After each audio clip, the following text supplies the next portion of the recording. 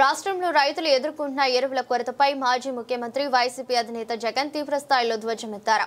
ముఖ్యమంత్రి చంద్రబాబు సొంత నియోజకవర్గమైన కుప్పంలో కూడా రైతులు ఎరువుల కోసం బారులు తిరగడం సిగ్గుచేటని, ఈ అవమానం భరించలేక ఆయన దేంట్లోనైనా దూకి చావచ్చు అంటూ సంచలన వ్యాఖ్యలు చేశారు. తాడేపల్లిలోని పార్టీ కేంద్ర కార్యాలయంలో ఏర్పాటు చేసిన మీడియా సమావేశంలో ఆయన మాట్లాడుతూ రాష్ట్రంలో అసలు ప్రభుత్వం ఉందా అనే సందేహం కలుగుతుందని విమర్శించారు. ప్రభుత్వం కావాలనే ఎరువుల కృత్రిమ కొరత సృష్టించి బ్లాక్ మార్కెట్ ను ప్రోత్సహిస్తుందని జగన్ ఆరోపించారు. తమ 5 ఏళ్ల పాలనలో ఎరువుల కోసం రైతులు రోడ్డెక్కిన పరిస్థితి ఎన్నడూ లేదని గుర్తు చేశారు. గత 2 నెలలుగా రైతులు తీవ్ర ఇబ్బందులు పడుతున్నారు. వారి సమస్యలపై పోరాడేందుకు మా పార్టీ ఆధ్వర్యంలో అన్నదాత పోరు కార్యక్రమం నిర్వహించి ఆర్డీఓలకు వినతి పత్రాలు ఇస్తే అర్ధరాత్రి పోలీసులు వచ్చి మా నేతలను నోటీసులు ఇచ్చి భయభ్రాంతులకు గురి చేస్తున్నారు. రైతుల కోసం పోరాటం తప్ప అని జగన్ ప్రభుత్వాన్ని నిలదీశారు. రాష్ట్రంలో పాలన ప్రజల కోసం కాకుండా దోపిడీదారుల కోసం సాగుతుందని ఆరోపించారు. ప్రభుత్వ మెడికల్ కాలేజీలను పబ్లిక్ ప్రైవేట్ పార్ట్నర్షిప్ విధానంలో ప్రైవేటు వ్యక్తులకు కట్టబెట్టేందుకు ప్రయత్నాలు జరుగుతున్నాయని విమర్శించారు. విద్యా, వైద్యం, వ్యవసాయ రంగాలను ప్రైవేటు వ్యక్తుల దోపిడీకి అప్పగించేస్తున్నారని మండిపడ్డారు. రాష్ట్ర ఆర్థిక వ్యవస్థ దేశంతో పోలిస్తే తిరోగమనంలో ఉందని, రెడ్ బుక్ పాలనలో ప్రజలు తమ గొంతు విప్పే స్వేచ్ఛ కూడా కోల్పోయారని జగన్ ఆవేదన వ్యక్తం చేశారు. కనీస బాధ్యతలను కూడా ప్రభుత్వం విస్మరించిందని ఆయన విమర్శించారు.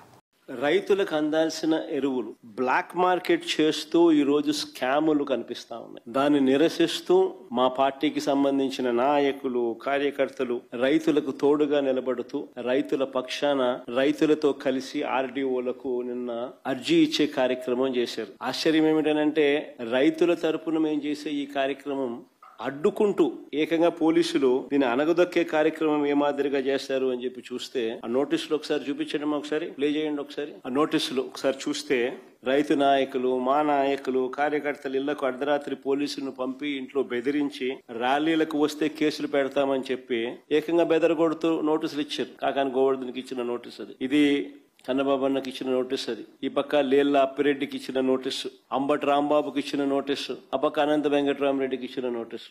రైతుల తరపున రైతులకు తోడుగా వైఎస్ఆర్ కాంగ్రెస్ పార్టీ నాయకులు పార్టిసిపేట్ చేస్తే ఇచ్చిన నోటీసులు నేను మీకు చూపిస్తా ఉన్నా. ఏం తప్పు అని అడుగుతా ఉన్నా. అంటే రైతులు ఏమైనా పర్వాలా, ఏమి నాశనం అయిపోతా ఉన్నా కూడా ఎవరు నోరు విప్పకూడదా? ఎరువులు అందని పరిస్థితి కనిపిస్తా ఉన్నా గానీ, ఎరువులు దొరక్క రైతులు అగసాట్లు పడతా ఉన్న పరిస్థితులు కనపడతా ఉన్నా గానీ, ఏ పంటకు గిట్టుబాటు ధరలు రాని పరిస్థితి కనపడతా ఉన్నా గానీ వాళ్ళ తరపున మాట్లాడకూడదా? ప్రజాస్వామ్యం అనేది ఏ రకంగా ఖూనీ కాబడతా ఉందన్న దానికి ఇవన్నీ నిదర్శనాలు. అసలు రైతులు రోడ్డెక్కాల్సిన పరిస్థితి ఎందుకు వచ్చింది? మీరు గన ఎరువులను అందించి ఉండింటే అసలు ఈ పరిస్థితే ఉండేది కాదు కదా. ఏ రైతు రోడ్డెక్కే పరిస్థితే ఉండేది కాదు కదా. మీరు స్కాములు చేయకపోయినంటే ఎరువుల విషయంలో ఈ పరిస్థితి వచ్చి ఉండేది కాదు కదా.